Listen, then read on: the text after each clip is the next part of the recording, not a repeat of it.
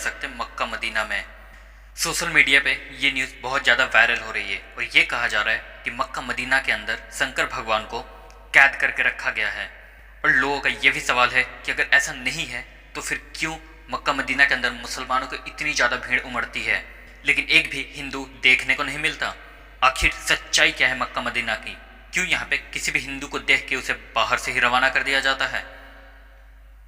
दोस्तों, इस वीडियो में हम मक्का मदीना और शंकर भगवान के बीच के कनेक्शन को तो बताएंगे ही, और ये भी बताएंगे कि क्या ये बात सच है या फिर इसके पीछे कोई और ही राज छुपा है। पर इसे जानने से पहले इस चैनल को सब्सक्राइब करें, बेल आइकन को दबा लें और इसे जितना ज़्यादा हो सके शेयर करें ताकि नॉलेजेबल वीडियो काफ़ी लोगों के पास पहुँचे। आप काफ़ी समय से इस न्यूज़ को सुनते आ रहे होंगे कि मुस्लिम जिस काबा को अपनी सबसे पवित्र जगह मानते हैं उसके अंदर शिवलिंग मौजूद है, और तो और मुस्लिम जिस जगह पे पत्थर मारते हैं वो जगह और कोई नहीं बल्कि शिवजी है, जिसे कि सऊदी अरब के लोगों ने कैद करके रखा है। और इन्हें लगता है कि अगर कोई हिंदू वहां जाके उस पर पानी डालेगा तो फिर वो आज़ाद हो जाएंगे। यही वजह है कि मक्का मदीना में हिंदुओं को नहीं जाने दिया जाता। अब इस दावे में कितनी सच्चाई है ये तो हम आपको बताएंगे, लेकिन उसके पहले ये जानना जरूरी है कि आखिर मक्का मदीना मुस्लिमों के लिए इतना ज़्यादा खास क्यों है। सऊदी अरब एक पूरा इस्लामिक देश है जहाँ पे इस्लाम धर्म को मान्यता दी जाती है। यहाँ पे पेट्रोलियम काफ़ी मात्रा में पाया जाता है, इसलिए ये दुनिया भर के विकसित देशों में से एक है। सऊदी अरब की राजधानी रियाद है और यहाँ की करेंसी रियाल है। लेकिन यहाँ की राजधानी से ज़्यादा प्रसिद्ध यहाँ के दो शहर हैं, एक है मक्का और दूसरा है मदीना। ये दोनों ही शहर केवल सऊदी अरब में रहने वाले मुस्लिमों के लिए नहीं बल्कि पूरी दुनिया भर में रहने वाले मुसलमानों के लिए बहुत ज़्यादा अहम है। इसकी सबसे बड़ी वजह यह है कि यहाँ हर साल लाखों की संख्या में मुस्लिम आते हैं। ये मुसलमानों के लिए तीर्थ स्थल की तरह है। हिंदुओं में ये मान्यता है कि 4 धाम की यात्रा कर ले तो सारे दुख और सारे पाप मिट जाते हैं। ठीक उसी तरह इस्लाम धर्म में ऐसा माना जाता है कि मक्का मदीना जैसी पाक जगह के दर्शन करने के बाद इंसान खुदा के नेक बंदों में शामिल हो जाता है। इसीलिए हर मुस्लिम की ये ख्वाहिश होती है कि वो मरने के बाद हज की एक बार यात्रा जरूर कर ले। इस जगह की महत्वता कितनी है इस बात से अंदाजा लगा सकते हैं। मुस्लिम चाहे दुनिया के किसी भी कोने में नमाज क्यों ना पढ़े, हमेशा काबा की ओर मुंह करके ही वो नमाज पढ़ते हैं। जैसे कि भारत में रहने वाले मुस्लिम पश्चिम की ओर मुंह करके नमाज पढ़ते हैं, क्योंकि हमारे देश से मक्का पश्चिम में स्थित है। और मुस्लिम ये भी मानते हैं कि पश्चिम की ओर मुंह करके बोलना, झूठ बोलना गुनाह है। दोस्तों, जब लोग हज की यात्रा करने के लिए जाते हैं तो फिर वो काबा के चारों ओर चक्कर लगाते हैं। इसे तवाफ कहा जाता है और ये हज का सबसे खास हिस्सा होता है। साथ ही वो मदीना की इजाज़त करने जाते हैं। मदीना वो जगह है जहाँ पे पैगंबर मोहम्मद की कब्र बनी हुई है।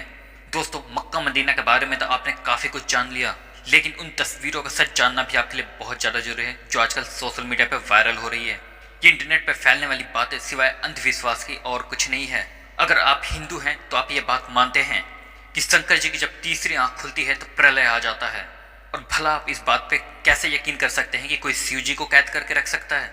और वैसे भी अगर आप किसी और धर्म के क्यों ना हो, लेकिन एक ईश्वर के घर पे दूसरे ईश्वर को कैद करने वाली बात सरासर गलत है। ऊपर से कहा जाता है कि मक्का मदीना में साधारण मनुष्यों ने शिव जी को कैद किया है। ये तो वही बात हो गई कि लोगों ने बोल दिया कि हम चांद को जमीन पे लाएंगे और आपने मान लिया। भला कोई सबका विनाश करने वाले शंकर भगवान को कैसे कोई कैद करके रख सकता है?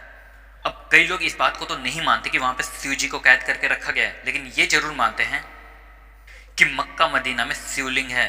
तो इस पर भी हम पुष्टि करते हैं कि ऐसा कुछ भी नहीं है। असल में मुसलमान जब हज यात्रा के लिए जाते हैं तो मक्का के पास स्थित एक इमारत में शैतान को पत्थर मारने के रस्म के साथ ही हज की यात्रा पूरी मानी जाती है। हालांकि इस शैतान को पत्थर मारने की रस्म पूरे 3 दिन की होती है, लेकिन ईद उल अजहा यानी कि बकरीद के बल पर इस रस्म की शुरुआत होने के कारण सभी हज यात्री इसी मौके पर ही शैतान को पत्थर मारने की रस्म पूरी करने की हसरत रखते हैं।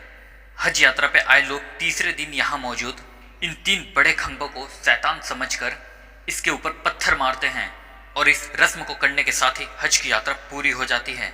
अब कई सारे हिंदुओं का ये कहना है कि यही खंभे शिवलिंग हैं, इनके नीचे शिवलिंग स्थापित की गई है। तो दोस्तों, ऐसा बिल्कुल नहीं है, बल्कि इसका सच कुछ और ही है। जब अल्लाह ने हजरत इब्राहिम से कुर्बानी में उसकी सबसे ज़्यादा पसंदीदा चीज़ मांगी तो हजरत इब्राहिम के लिए उनकी इकलौती औलाद से ज़्यादा पसंदीदा और कुछ भी नहीं थी, क्योंकि इनकी ये औलाद काफ़ी बुढ़ापे में पैदा हुई थी और हजरत इब्राहिम उनसे प्यार भी बहुत करते थे, लेकिन अब अल्लाह का हुक्म था तो मानना तो पड़ेगा। इसीलिए हजरत इब्राहिम ने अपने बेटे की कुर्बानी देने का फैसला किया।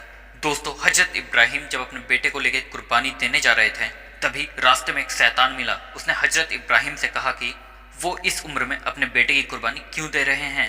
अब तो उनका बेटा होना भी बहुत ही मुश्किल है, ऊपर से ये बेटा इतने सालों के बाद बुढ़ापे में पैदा हुआ है, जो कि बुढ़ापे का सहारा बनेगा। अल्लाह के कहने पे हजरत इब्राहिम कैसे अपने जिगर के टुकड़े को कुर्बान कर सकते हैं। अब इस शैतान की सारी बातें सुनकर हजरत इब्राहिम सोच में पड़ गए और फिर इनका कुर्बानी देने का इरादा भी डगमगाने लगा। तभी फिर इनको ख्याल आया कि नहीं, ये चीज़ गलत है, अल्लाह की फरमाई सबसे पहले है। और तभी हजरत इब्राहिम कुर्बानी देने के लिए चले गए। हजरत इब्राहिम को लगा कि कुर्बानी देते समय कहीं वो भावनाओं में ना बह जाएं।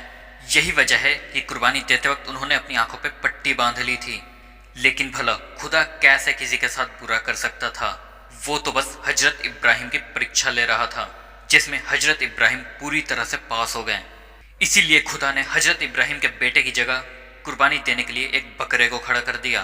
तभी से बकरा ईद के दिन बकरे को कुर्बानी देने की परंपरा चली आ रही है।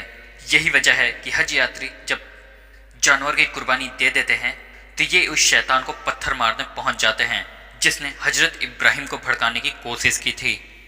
और इसी पत्थर मारने की रस्म के साथ ही खुदा से ये भी वादा करते हैं कि कोई भी शैतान उन्हें कभी बहका नहीं पाएगा, फिर चाहे वो शैतान बाहर की दुनिया में हो या फिर उनके मन में हो, वो हमेशा सच्चे दिल से खुदा की इबादत करेंगे। ऐसे में दोस्तों, ये शिवलिंग नहीं है, वो 3 खंभे हैं, वो शैतान का प्रतीक है, जिस पे पत्थरों की बरसात करके लोग अपने अंदर की शैतान को मारने की कोशिश करते हैं। ऐसे में कई लोगों के मन में ये सवाल आता है कि अगर ऐसा कुछ नहीं है तो वहाँ पे हिंदुओं को क्यों नहीं जाने दिया जाता। दोस्तों, यहाँ पे सबसे पहली बात यह है कि यहाँ केवल हिंदुओं को ही नहीं, यहाँ पे किसी भी गैर मुस्लिम धर्म, फिर चाहे वो हिंदू हो, सिख हो, ईसाई हो, बौद्ध हो या फिर कोई भी धर्म क्यों ना हो, अगर वो मुसलमान नहीं है तो उसे काबा के अंदर नहीं जाने दिया जाएगा। क्योंकि ऐसा माना जाता है कि अगर कोई मुसलमान नहीं है तो जाहिर सी बात है वो सच्चे दिल से अल्लाह पर विश्वास भी नहीं करता है, और जो सच्चे दिल से अल्लाह पर विश्वास नहीं करता उसे काबा के अंदर जाने की अनुमति नहीं है। यहाँ पे केवल उन्हीं लोगों को अंदर आने दिया जाता है जो सच्चे दिल से अल्लाह को अपना मानते हैं। दोस्तों, आप इसे ऐसा समझ सकते हैं कि अगर आपका घर है और आपके घर में आपकी कोई इज्जत ना करे तो क्या उसे आप अपने घर में अंदर आने की अनुमति दे सकते हैं? नहीं ना। आप ये चाहेंगे कि जो कोई भी आपके घर में आए वो कम से कम आपका सम्मान तो करे। और ठीक यहाँ के लोग ऐसा ही चाहते हैं कि जो कोई भी काबा में प्रवेश करे वो अल्लाह को सच्चे दिल से माने। उसके लिए सबसे पहले अल्लाह होना चाहिए, बाकी सारी चीज़ें बाद में। हमें यकीन है कि आपको मक्का मदीना से जुड़ी हर एक बात अच्छे तरीके से पता चल गई होगी। अब इसके आपके क्या कहना है कमेंट में हमें ज़रूर बताएं, और इसी तरह के नॉलेजेबल वीडियो के लिए हमारे चैनल को सब्सक्राइब करें, बेल आइकन को क्लिक करें और इसे बहुत ज़्यादा शेयर करें जो भी प्लेटफॉर्म आपके पास मौजूद है, ताकि ये नॉलेजेबल वीडियो काफ़ी लोगों के पास पहुँचे। फिर मिलते हैं अगले इंटरेस्टिंग वीडियो के साथ। जय हिंद।